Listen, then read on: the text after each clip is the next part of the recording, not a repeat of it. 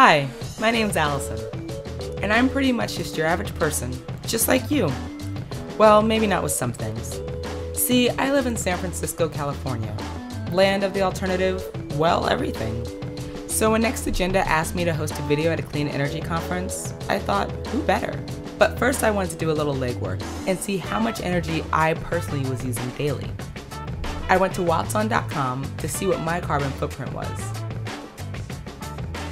Whoa, I'm using almost double the average user. I guess I'm not that average after all. I have some things to learn.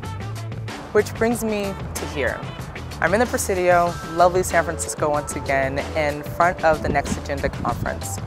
I'm actually told it's not a conference and it's not a think tank, but it is a meeting of the minds. Some of the brightest and best engineers, scientists, entrepreneurs, bloggers, social media people are all going to gather today and there to talk about this clean energy issue, or more specifically, can we go completely clean in 10 years? So over the course of the day, we're going to interview people, we're going to sit in on breakout sessions, and we're going to hear some speakers talk about, is it possible, and if so, how? I'm pretty excited about it. Let's see what happens next.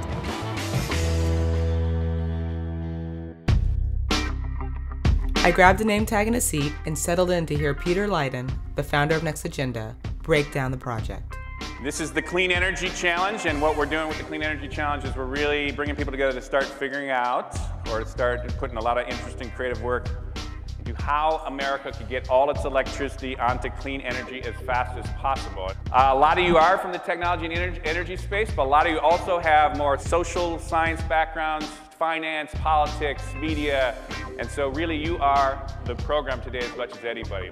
We're getting you folks together in a physical room where people can really collaborate and really connect in different ways to basically brainstorm. Think of it as a fundamental way to start to rough out the terrain of what it would take to do that. We are in a really critical moment in the life of our country, and people like yourselves have a lot to offer, and we all have to start to pay attention to this.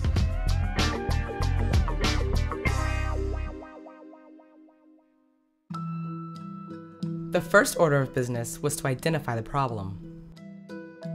Most scientists indicate that if we do not reduce our carbon footprint as a species by up to 100% by 2050, we will not be able to continue to exist on planet Earth as we know it. The easy way to look at this is to think that the way we have been gathering our energy has been so far from a finite resource. We are concerned that there could be serious political instabilities as well as a decrease in the quality of life as the energy resource goes down. We can either assign doom to the future generations, or we can start trying to do something about it now. And that's what I think everybody in this room is trying to do. Energy efficiency, just about every study shows it's the #1 activity we need to pursue globally to address climate change. It's the one that has the technology here and now.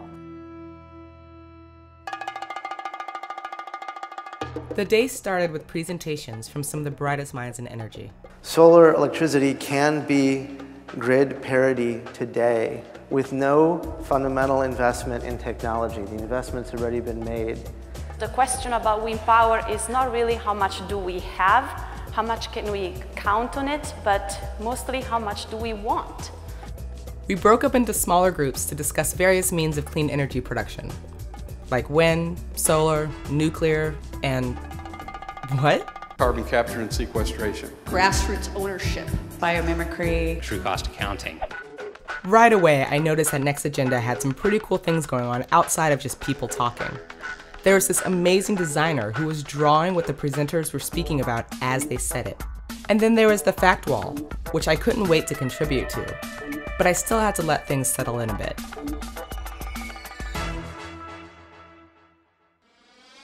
During the second half of the day, we dug into the social side of the issue. Entrepreneurs, social media gurus, and members of the political realm had their chance to give their take on what the scientists had said earlier. What I'm seeing come up over and over again here today is this entrepreneurial spirit that everybody is bringing. People from the social side who can really say, you know, this is all well and good that we have the science, but what's it going to take to get people to actually support it? The projects we do have to be economic. or they simply won't occur. If we can find the profit motive in creating clean energy, creating energy efficiency technologies, people will do it. One thing that really impressed me about Next Agenda is the radical self-reliance of the participants. They are ready and willing to solve this problem with or without legislation. I caught up with Eli Perazer, the president of MoveOn.org, to hear his thoughts on the matter. People often think you can create these large changes just by having a good idea. You bring it to Congress, Congress does what you ask, and then you're done. And actually, I think if you look at the history of really big changes like the clean energy economy, it takes a large-scale popular movement before Congress is ever going to really take those big steps. They have to know that people want this, that people are there and they're ready. What I'm learning today with Next Agenda is it's exactly the type of process and gathering we want to have. And then what I hope, they make a real commitment to be in this space of clean energy and to make a change and make a difference, because that's what we need in government. After the presenters, Next Agenda put together an exercise that I can't believe I've never seen before. Participants had the opportunity to briefly present their own individual solutions to solving the energy crisis. One of them I thought was pretty awesome. Imagine if you could sell unlimited amounts of energy that you generate on your property from renewable sources back to the grid. By the end of the day, everybody was exhausted, including yours truly, but excited. You could really feel that good work had been done today.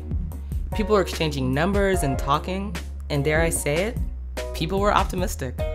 I'm still learning about the challenges we face, but to hear the solutions and to hear them stacked, it's very empowering. You bring smart people together and put them against the problem in a serious way, and they're gonna come out with passion and innovation and ideas, and I think we're gonna basically pull this up. I think we're gonna move the ball here. You can look at it two ways. You can look at it as, you know, it's too much, there's no way we can change, we're all doomed, you know, go home and have a beer, or we can try and do something about it. The general feeling today, I think, is one of excitement and one of hope. People are extremely encouraged that there are so many like minds that are so intelligent and so dedicated to making the world a better place and a cleaner place. I think that there's also a bit of trepidation and people are cautiously optimistic. They want to know that this conversation is going to continue beyond these walls, beyond pats on the back, and beyond the community that has been created today, and that people are able to continually educate their peers, educate people who don't necessarily agree with them, and continue to come up with solutions. To be continued.